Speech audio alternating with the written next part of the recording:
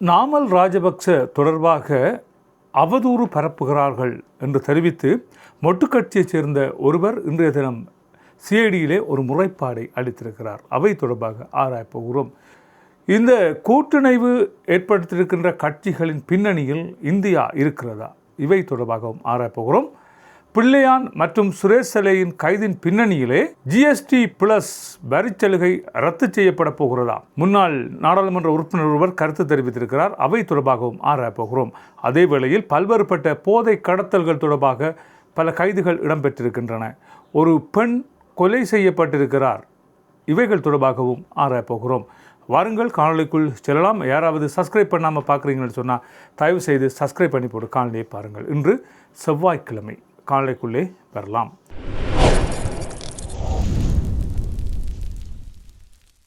என்னவென்று சொன்னால், இன்றைய தினம் இலங்கையிலே பரபரப்பாக பேசப்பட்டிருக்கின்ற பல்வேறுபட்ட விடயங்கள்.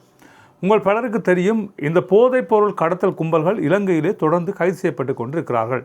இந்த கைதின் பின்னணியில் பல்வேறுபட்ட விடயங்கள் வெளிவந்து கொண்டே இருக்கின்றன.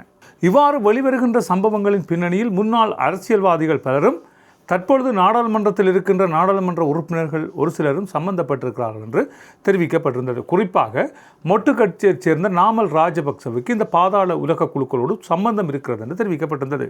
உங்கள் பலருக்கு தெரியும், கைப்பற்றப்பட்ட கண்டெய்னர் ஒன்று தொடர்பாக மொட்டு கட்சியைச் சேர்ந்த ஒருவர் கைது செய்யப்பட்டிருந்தார். அதே வேளையில் ஹெகல்பத்ர பத்மையனுடைய தொலைபேசியிலே நாமல் ராஜபக்சவின் தொலைபேசி இலக்கம் இருந்தது என்று சொல்லப்படுகிறது. அதேவேளை கைது செய்யப்பட்டு கொண்டு வந்திருக்கின்ற செவ்வந்தியோடு நாமல் ராஜபக்ச எடுத்துக்கொண்டதாக சொல்லப்படுகின்ற பல்வேறுபட்ட புகைப்படங்களும் வெளிவந்திருந்தன. இவ்வாறு இருக்கின்ற இந்த சந்தர்ப்பத்தில் கடந்த 1 வருடங்களாக நாமல் ராஜபக்ச கைது செய்யப்படவில்லை. அவர் சம்பந்தம் இருக்கிறார் என்றால் அவர் கைது செய்யப்பட்டிருக்க வேண்டும். ஏன் நாமல் ராஜபக்ச கைது செய்யப்படவில்லை என்று மொட்டு கட்சியைச் சேர்ந்த ஒரு நபர் இப்பொழுது சிஐடியிலே முறைப்பாட்டை அளித்திருக்கிறார். எனவே நாமல் ராஜபக்ச திட்டமிட்ட வகையிலே அவரது பெயருக்கு களங்கம் ஏற்படுத்துகின்ற வகையிலே அரசாங்கத்தோடு சேர்ந்து இயங்குகின்ற ஒரு சில சமூக ஊடகங்கள், அவர் போதைப்பொருள் கடத்தலோடு சம்பந்தப்பட்டிருக்கிறார், அவரும் போதை கடத்தலில் ஈடுபட்டிருக்கிறார், போதைப்பொருள் கடத்தல் செய்த நபர்களோடு அவர் தொடர்பினை வைத்திருக்கிறார் என்று பல்வேறுபட்ட சமூக ஊடகங்களிலே கருத்துக்களை வெளியிட்டு வருகிறார்கள். எனவே இவர்களுக்கு எதிராக நடவடிக்கை எடுக்கப்பட வேண்டும் என்பதாக தெரிவித்து இன்றைய தினம் சிஐடியிலே அவர் அந்த முறைப்பாட்டை இட்டிருக்கிறார். எனவே இவை தொடர்பாக சிஐடி என்ன நடவடிக்கை எடுக்கும் என்பதை நாங்கள் பொறுத்திருந்து பார்த்து கொள்ளலாம். இதே வேளையில் இந்த கூட்டு எதிர்க்கட்சிகள் ஒன்றிணைவு, அதே வேளையில் தமிழ் பேசுகின்ற கட்சிகள் ஒன்றிணைந்து ஒரு கூட்டமைப்பு உருவாக்கப்பட்டிருந்ததை நாங்கள் எல்லோரும் அறிந்திருக்கின்றோம்.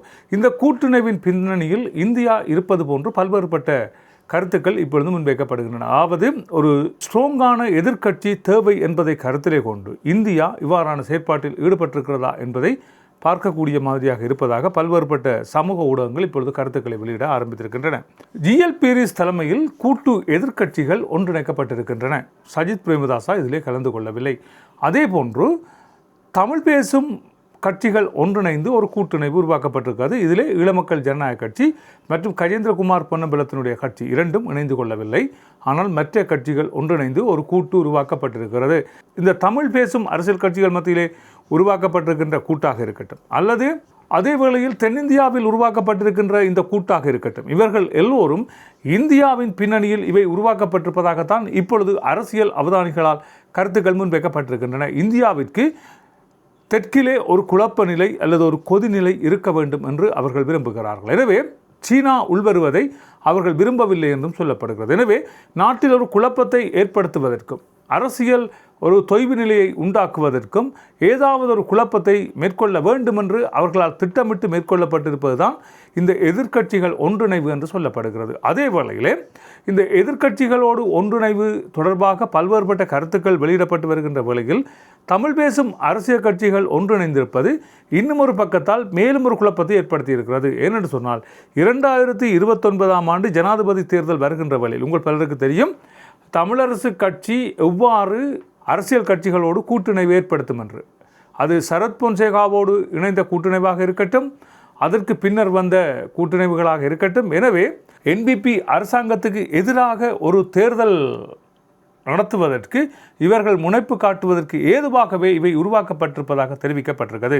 இந்த எதிர்க்கட்சிகள் கூட்டு தொடர்பாக கருத்தை வெளியிட்ட கலாநிதி ஜனகன் விநாயகமூர்த்தி என்ன சொல்லியிருக்கிறார்னு சொன்னால், இந்த தமிழ் பேசும் கட்சிகள் ஒன்றிணைவு என்பது ஒரு வெங்காயம் போன்றது, உரிக்க உரிக்க கண்ணீர் தான் வறுமை ஒழிய அதில் எதுவும் இல்லை என்பது போன்று தெரிவித்திருக்கின்ற அதே வேளையில் முஸ்லீம் தொடர்பாக பல்வேறுபட்ட விமர்சனங்களையும் அவர் தெரிவித்திருக்கிறார். இந்த முஸ்லீம் அரசியல்வாதிகள் தனி அழகாக, தனி வாக்கு வங்கி, தனி பிரச்சாரம் என்று தனியாகவே அவர்கள் இயங்கி வந்தவர்கள். கடந்த 40 வருட வரலாற்றை கொண்ட இந்த முஸ்லீம் அரசியல்வாதிகள் எப்பொழுதும் தமிழர்களோடு சேர்ந்திருந்ததாக வரலாறு இல்லை என்றும், வடக்கு கிழக்கு இணைப்பின் போதும் அவர்கள் தங்களது விருப்பத்துக்கு மாறாகவே அங்கே செயல்பட்டிருக்கிறார்கள் என்பது போன்று தெரிவித்திருக்கின்ற அவர், கிழக்கு பகுதியிலே இடம்பெற்றிருக்கின்ற பல்வேறுபட்ட சம்பவங்கள் தொடர்பாக அவர்கள் தமிழர்களோடு பேசி ஒரு தீர்வை எட்டுவதற்கு முயற்சிகள் மேற்கொள்ளாதவர்கள் என்பது போன்றும் கருத்தை தெரிவித்திருக்கிறார். எப்பொழுதுமே தங்களை தமிழர்களிடமிருந்து தனியாக பிரித்து தமிழ் வாக்கு வங்கி, தமிழ் அரசியல், தனி வாக்கு வங்கி, தனி அரசியல் பேரம் பேசும் தன்மை போன்றவற்றை வைத்துக்கொண்டே முஸ்லீம் தலைவர்கள் செயற்பட்டு வந்திருக்கிறார்கள் என்பது போன்றும் அவர் தெரிவித்திருக்கிறார். எப்பொழுதும் எந்த ஒரு அரசியல் கட்சியோடும் கூட்டு சேராத சுமந்திரன் இவ்வாறு கூட்டு சேர்ந்திருக்கிறார் என்பது போன்றும் பல்வேறுபட்ட விமர்சனங்கள் முன்வைக்கப்படுகின்றன. தங்களுக்குள்ளே ஒற்றுமை இல்லாதவர்கள், தங்கள் சொந்த கட்சிகளுக்குள்ளே பல்வேறுபட்ட குளறுபடிகளை மேற்கொண்டிருப்பவர்கள், தமிழ் என்ற ஒற்றையிலே இதுவரை 40 வருட காலமாக ஒற்றுமையாக செயற்படாத இந்த அரசியல் கட்சிகள் எவ்வாறு திடீரென இவ்வாறு சேர்ந்திருக்கிறார்கள் என்கின்ற ஒரு பேச்சும் இப்பொழுது இடம்பெற்றிருக்கிறது. இவற்றின் பின்னணியில் நிச்சயமாக இந்தியா இருக்கின்றது என்கின்ற சதி திட்டம் இப்பொழுது அம்பலமாகி இருப்பதாக தெரிவிக்கப்பட்டிருக்கிறது. எனவே இப்பொழுது இருக்கின்ற அரசாங்கத்துக்கு எதிரான செயற்பாடுகளை மேற்கொள்வதற்கு இவர்கள் பயன்படுத்தப்பட போகிறார்கள் என்கின்ற திட்டம் இப்பொழுது அம்பலமாகி இருக்கிறது. இது சுமந்திரனோடு செய்து கொள்ளப்பட்ட ஒரு ஒப்பந்தத்தின் அடிப்படையிலே தான் இது மேற்கொள்ளப்பட்டு வருவதாக இப்பொழுது தெரிவிக்கப்பட்டிருக்கிறது. தங்களுக்கு இருக்கின்ற வாக்கு வங்கிகளை காப்பாற்றிக் கொள்வதற்காகவும் தங்கள் இருப்பை நிலைநிறுத்திக் கொள்வதற்காகவுமே இந்த கூட்டுகள் உருவாக்கப்பட்டிருப்பதாக இப்பொழுது தெரிவிக்கப்பட்டிருக்கிறது. இவ்வாறு இருக்கின்ற நிலையில் ஜனாதிபதி தேர்தல் வருகின்ற வேளையில் இந்த கூட்டணியில் இருப்பவர்கள் என்ன செய்வார்கள் என்று சொன்னால், இதில் இருப்பவர்கள் ஒன்றிணைந்து அவரோடு ஒரு பேரம் பேசப் போகிறோம், இவரோடு ஒரு பேரம் பேசப் போகிறோம் என்று சொல்லி சுமந்திரன் மிக மிக இலகுவாக இந்த கட்சிகளை எடுத்து சென்று நாமல் ராஜபக்சவோடு ஒரு கூட்டணிவை ஏற்படுத்துவதற்காக அல்லது ஜிஎல்பிரிஸோடு ஒரு கூட்டை ஏற்படுத்துவதற்கான முயற்சியாகவே இது பார்க்கப்படுவதாக தெரிவிக்கப்பட்டிருக்கிறது. இது முற்றுமுழுதாக என்பிபி அரசாங்கத்தை கவிழ்ப்பதற்குரிய ஒரு சதித்திட்டமாக பார்க்கப்படுகிறது. பார்ப்போம் என்ன இடம்பெறப் போகிறது என்பதை நாங்கள் தொடர்ந்து பார்த்து கொள்ளலாம். சரி, இவை இப்படி இருக்கின்ற வேளையிலே முன்னாள் அமைச்சர் பந்துல குணவர்த்தன இன்றைய தினம் ஒரு பத்திரிகையாள மாநாட்டை நடத்தி ஒரு கருத்தை தெரிவித்திருக்கிறார். என்னவென்று சொன்னால், சுரேஷ் சலே, பிள்ளையான் போன்றவர்கள் கைது செய்யப்பட்டு சிறையில் அடைக்கப்பட்டிருப்பது GS+ வரிச்சலுகையை பாதிக்கின்ற ஒன்றாக இருப்பதாக அவர் சுட்டிக்காட்டியிருக்கிறார். பயங்கரவாத தடைச்சட்டத்திலே தனிநபர்கள் கைது செய்யப்பட்டு அடைத்து வைக்கப்பட்டிருப்பது, குறிப்பாக சுரேஷ் சலே, பிள்ளையான் போன்றவர்கள் தடுத்து வைக்கப்பட்டிருப்பது ஐரோப்பிய ஒன்றியம் கவலை வெளியிட்டிருக்கிறதாம். தனிநபர்களை நீங்கள் இவ்வாறு தடுத்து வைக்க முடியாது என்பது போன்று தெரிவித்திருக்கிறார்கள். ஏதோ பயங்கரவாத தடை சட்டம் இப்பொழுதுதான் நடைமுறைக்கு வந்திருக்கிறது என்றும் இதிலே இவர்கள் இருவரும் தான் கைது செய்யப்பட்டிருக்கிறார்கள் என்பது போன்றும் கருத்தை வெளியிடுகின்ற முன்னாள் அமைச்சர் பந்துல குணவர்த்தன, இவர் தமது ஆட்சி காலத்தில் எத்தனை நபர்கள் கைது செய்யப்பட்டார்கள், எவ்வாறு சித்திரவதைக்கு உட்படுத்தப்பட்டார்கள், எங்கெங்கெல்லாம் வதை முகாம்கள் அமைக்கப்பட்டன என்பனவற்றையெல்லாம் மறந்து பேசுகிறார் என்பது போன்றுதான் பல்வேறுபட்ட கருத்துக்கள் முன்வைக்கப்படுகின்றன. பந்துல குணவர்த்தன அமைச்சராக இருந்த காலத்தில் இவையெல்லாம் நடைபெறவில்லையா? பந்துல குணவர்த்தன அமைச்சராக இருந்த காலத்திலே பயங்கரவாத தடை சட்டத்திலே தமிழ் இளைஞர்கள் கைது செய்யப்பட்டு சிறைச்சாலைகளிலே அவர்கள் கொலை செய்யப்படவில்லையா? தமிழ் இளைஞர்கள் பயங்கரவாதம் என்ற பெயரிலே கைது செய்யப்பட்டு அவர்கள் சித்திரவதைக்கு உட்படுத்தப்பட்டு சிறைகளிலும் அல்லது இனந்தெரியாத இடங்களிலும் போன்று புதைக்கப்பட்டதெல்லாம் இந்த பந்துல குணவர்த்தன போன்ற நபர்களுக்கு அப்பொழுது புரியவில்லையா? இப்பொழுது இருபெரும் தலைகள், அதாவது ஈஸ்டர் குண்டு தாக்குதலோடு சம்பந்தப்பட்டிருக்கிறார்கள் என்று சொல்லப்படுகின்ற ஒரு பெரும் இரு தலைகள், ஈஸ்டர் குண்டு தாக்குதலோடு சம்பந்தப்பட்டிருக்கிறார்கள் என்று சொல்லப்படுகின்ற இருவர், சுரேஷ் சலே என்பவர் எவ்வளவு பெரிய கொடுமைகளை செய்திருக்கிறார் என்பது இப்பொழுது வெளிவருகின்ற சம்பவங்களூடாக வெளிவந்து கொண்டிருக்கின்றன. பிள்ளையான் என்பவர் சாதாரணமான ஒருவர் இல்லை. கிழக்கிலே இடம்பெற்ற பல்வேறுபட்ட கொள்ளைகளோடு சம்பந்தப்பட்ட ஒருவர், பல்வேறுபட்ட சொத்து பறிப்புகளை மேற்கொண்ட ஒருவர். இப்படி இருக்கின்ற இவர்கள் இருவரும் மிக பெரும் இலங்கையின் பிரமுகர்கள் என்று சொல்வது இந்த பந்துல குணவர்த்தன போன்ற அமைச்சர்களுக்கு வெட்கமாக இல்லையா என்பது போன்று சமூக ஊடகங்கள் கருத்துக்களை வெளியிட ஆரம்பித்திருக்கின்றன. எத்தனை தாய்மார்களின் கண்ணீர்கள், எத்தனை பிள்ளைகளின் கண்ணீர்கள், எத்தனை பேர் எங்கே இருக்கிறார்கள் என்று இன்று வரை தெரியாத ஒரு நிலைமை இப்படியெல்லாம் கடந்த அரசாங்கத்தில் இருந்தது. அந்த அரசாங்கத்தோடு ஒத்திருந்த இந்த அமைச்சர் பந்துல குணவர்த்தனவுக்கு இவையெல்லாம் புரியவில்லையா என்பது இன்று பெரும் பேசுபொருளாக மாறியிருக்கின்றன. இவற்றின் ஊடாகத்தான் இலங்கைக்கு GS+ வரிச்சலுகை வழங்கப்பட போகிறதா என்கின்ற ஒரு கருத்தும் இப்பொழுது முன்வைக்கப்பட்டிருக்கின்றன. ஏதோ தாங்களும் இருக்கிறோம், ஏதாவது தெரிவிக்க வேண்டும் என்பதற்காக பத்திரிகையாளர்களை அழைத்து இவ்வாறான கருத்துக்களை முன்வைப்பது நிறுத்தப்பட வேண்டும் என்பதாகவும் சமூக வலைத்தளங்கள் இப்பொழுது கருத்துக்களை வெளியிட ஆரம்பித்திருக்கின்றன. தனது மனைவியை சட்டத்திறனியாக மாற்றுவதற்காக கணவர் போதைப்பொருள் கடத்தலில் ஈடுபட்டிருக்கிறார். அதற்கு மனைவியும் உடந்தையாக இருந்திருக்கிறார். இருவருமாக சேர்ந்து பல கோடிக்கணக்கான போதைப் பொருட்களோடு கைது செய்யப்பட்டிருக்கிறார்கள் என்கின்ற பரபரப்பு தகவல் இன்றைய தினம் வெளியிடப்பட்டிருக்கிறது. மாதாம்பட்டி பகுதியைச் சேர்ந்த ஒரு பிரபல பாடசாலை ஒன்றிலே கல்வி கற்பித்து வருகின்ற 25 வயது நிரம்பிய ஒரு ஆசிரியையும் அவரது கணவருமே இவ்வாறு கைது செய்யப்பட்டிருக்கிறார்கள். குறித்த ஆசிரியை சட்டத்திறனியாக மாற்றுவதற்காகவே தான் இவ்வாறு போதைப்பொருள் கடத்தலில் ஈடுபட்டேன் என்பது போன்று கணவன் கருத்துக்களை தெரிவித்திருக்கிறார். பாருங்கள், வேன் ஒன்றிலே வைத்து 1 கிலோவுக்கும் அதிகமான போதைப் பொருட்களோடு இவர்கள் இருவரும் கைது செய்யப்பட்டிருக்கிறார்கள். கைது செய்யப்பட்ட வேளையில் தான் இந்த சம்பவம் தெரிவிக்கப்பட்டிருக்கிறது. மிக சூட்சுமமான முறையிலே வேனின் முன்பகுதியிலே வைத்து இவர்கள் இந்த போதைப் பொருளை கடத்தியிருக்கிறார்கள். ஒரு ஆசிரியரும் கணவனும் பாடசாலைக்கு போகிறார்கள், வருகிறார்கள், வெளியால் செல்கிறார்கள் என்று வருகின்ற வேளையில் எவருக்கும் சந்தேகம் ஏற்பட்டிருக்காது. எனவே அதை சூட்சுமமாக வைத்துக்கொண்டு இவர்கள் இந்த போதை கடத்தலில் ஈடுபட்டிருப்பது இப்பொழுது கண்டுபிடிக்கப்பட்டிருக்கிறது. இருவரும் மாதம்பட்டி போலீசாரால் இப்பொழுது கைது செய்யப்பட்டிருக்கிறார்கள் என்று தெரிவிக்கப்பட்டிருக்கிறது.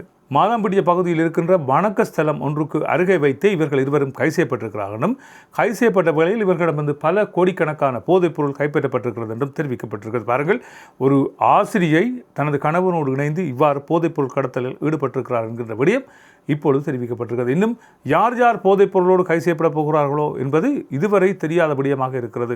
பலர் இவ்வாறு போதைப் பொருள் கடத்தலில் ஈடுபட்டு வருகிறார்கள். ஆசிரியர்களாக இருக்கட்டும், மதத்தை வழிபடுத்துகின்ற தலைவர்களாக இருக்கட்டும். உங்களுக்கு தெரியும், 20 பௌத்த பிக்குகள் அண்மையிலே கைது செய்யப்பட்டிருந்தார்கள் என்பது குறிப்பிடத்தக்க விடயமாக இருக்கிறது. அதேவேளை கைது செய்யப்பட்ட இந்த பௌத்த பிக்குகளுக்கு என்ன நடைபெற்றது? இந்த பௌத்த பிக்குகள் சிறையில் தான் இருக்கிறார்களா? அவர்கள் மீதான வழக்கு விசாரணைகள் தொடுக்கப்பட்டிருக்கிறதா என்பது தொடர்பான எந்தவித விசாரணைகளும் இதுவரை இடம்பெறவில்லை என்பது போன்று தெரிவிக்கப்பட்டிருக்கிறது. அவர்களுக்கு என்ன இடம்பெற்றது என்பது தொடர்பான இதுவரை தெரியவில்லை என்பது போன்றும் தெரிவிக்கப்பட்டிருக்கிறது. எனவே போதை கடத்தக்காரர்கள் கைது செய்யப்படுகிறார்கள், கைது செய்யப்படுபவர்கள் சிறையில் அடைக்கப்படுகிறார்கள். அவ்வளவுதான் இடம்பெறுகிற சந்தர்ப்பமாக இருக்கும். அவர்களுக்குரிய தண்டனைகள் வழங்கப்படுகிறதா இல்லையா என்பது கடவுளுக்குத்தான் வெளிச்சமாக இருக்கிறது. பாணாந்துறை வடக்கு போலீஸ் பிரிவுக்குட்பட்ட பகுதியிலிருந்து ஒரு பெண்ணினுடைய சடலம் கண்டெடுக்கப்பட்டுள்ளது. கண்டெடுக்கப்பட்ட அந்த சடலம் தொடர்பாக இப்பொழுது பல்வேறுபட்ட தகவல்கள் வெளியிடப்பட்டு வருகின்றன. இந்த சம்பவத்தில் நளினி சதுஷி என்னும் பெண்ணே கொலை செய்யப்பட்டவர் என்று தெரிவிக்கப்பட்டிருக்கிறது. உயிரிழந்த அந்த பெண் அந்த பகுதியில் இருந்த அந்த வீட்டில் திருமணமாகாமல் 27 வயதுடைய ஒரு ஆண் ஒருவரோடு வசித்து வந்தார் என்று தெரிவிக்கப்பட்டிருக்கிறது. பாணாந்துறை பகுதியில் இருக்கின்ற உணவகம் ஒன்றில் சமையல் உதவியாளராக பணியாற்றிய அந்த நபர் தலைமறைவாகி இருந்த நிலையில் இப்பொழுது பாணாந்துறை போலீசாரால் கைது செய்யப்பட்டிருக்கிறார் என்று தெரிவிக்கப்பட்டிருக்கிறது. சம்பவம் இடம்பெற்ற இரவு அன்று தமக்கும் அவருக்கும் இடையிலே வாக்குவாதம் ஏற்பட்டதாகவும், தனது தங்கை மற்றும் தாயார் தொடர்பாக மிக மோசமான வார்த்தை பிரயோகங்களை இவர் பாவித்தார் என்றும், இந்த சம்பவம் தொடர்பாக இவர் மேலும் விவரிக்கையிலே ஆத்திரம் ஏற்பட்டமையால் தான் அவரை நெஞ்சு பகுதியில் குத்தி கொலை செய்ததாகவும், பின்னர் தானும் தற்கொலை செய்யும் நோக்கிலே நஞ்சருந்தி பின்னர் ரயிலிலே விழுந்து தன் உயிரை மாய்த்து கொள்ள முற்பட்ட வேளையில் பாணாந்துறை மக்களால் அவர் காப்பாற்றப்பட்டு இப்பொழுது தேசிய வைத்தியசாலையிலே அனுமதிக்கப்பட்டிருக்கிறார் என்றும் தெரிவிக்கப்பட்டிருக்கிறது. அதே வேளையில் உயிரிழந்திருக்கின்ற இந்த பெண் தொடர்பாக பல்வேறுபட்ட தகவல்கள் இப்பொழுது வெளியிடப்பட்டிருக்கின்றன. பலரிடம் காதலிப்பதாக தெரிவித்து இவரும் இவரது தாயாரும் பணம் பறிப்பில் ஈடுபட்டிருக்கிறார்கள் என்கின்ற விவரம் இப்பொழுது வவுனியாவில் இருக்கின்ற ஒரு இளைஞர் ஒருவரால் தெரிவிக்கப்பட்ட தொடர்ந்து குறிப்பிடப்பட்ட இந்த இளைஞரும் அவ்வாறு ஏமாற்றுவதற்கான முயற்சிகள் மேற்கொள்ளப்பட்டனவா என்பது தொடர்பாக போலீசார் இப்பொழுது விசாரணைகளை மேற்கொண்டு வருகிறார்கள் என்று தெரிவிக்கப்பட்டிருக்கிறது. இதே வேளையில் யாழ்ப்பாணம் சிறைச்சாலையிலே தடுத்து வைக்கப்பட்டிருந்த கைதி ஒருவர் சிறைக்காவலர் ஒருவருக்கு தாக்கிய பெரும் பரபரப்பை ஏற்படுத்தியிருக்கிறது. போதைப்பொருள் கடத்தலோடு ஈடுபட்டார் என்று சொல்லப்படுகின்ற நபர் ஒருவர் விசாரணைக்காக நீதிமன்றத்துக்கு அழைத்துச் செல்லப்பட்டிருக்கிறார். நீதிமன்ற விசாரணையின் பின்னர் இவரது தடுப்பு காவல் நீடிக்கப்பட்ட நிலையில் இவர் தொடர்ந்து சிறைச்சாலையில் அடைத்து வைக்கப்பட வேண்டும் என்று நீதிமன்றம் உத்தரவிட்டிருந்தது. அதனை நிறைவேற்றுவதற்காக இவரை அழைத்து வந்த சிறைக்காவலரையே இவர் தாக்கியிருக்கிறார் என்றும், இப்பொழுது அந்த சிறைக்காவலர் வைத்தியசாலையில் அனுமதிக்கப்பட்டிருக்கிறார் என்றும் தெரிவிக்கப்பட்டிருக்கிறது. இவை தொடர்பாக இப்பொழுது போலீசார் விசாரணைகளை மேற்கொண்டு வருகிறார்கள் என்றும் தெரிவிக்கப்பட்டிருக்கிறது. நல்லது உறவுகளே, மற்றும் ஒரு காணொலியில் சந்திக்கலாம். அதுவரை அன்பு வணக்கம் கூறி விடைபெறுகிறேன். நன்றி, வணக்கம்.